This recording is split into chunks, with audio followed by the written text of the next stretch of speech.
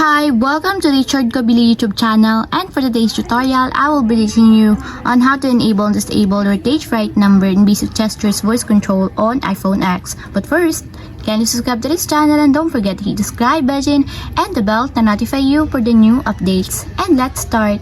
Using your iPhone X, from your home screen first, go to Settings. Then in the Settings, scroll down and find the Accessibility and then tap. Then in the Accessibility, scroll down again and go to Physical and Motor section and then tap the Voice Control.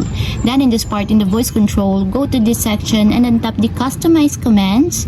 Then in the Customize Commands, find and tap the Basic Gestures. And then after that, in the Basic Gestures, scroll down again and then find and tap the Rotate Right number. Then in the rotate right number, as you can see that it is already enabled. But you have to activate also the switch button under the confirmation required to fully enable the rotate right number in your basic gestures until it becomes green. And if you want to disable or turn off, just tap again the switch button just like this.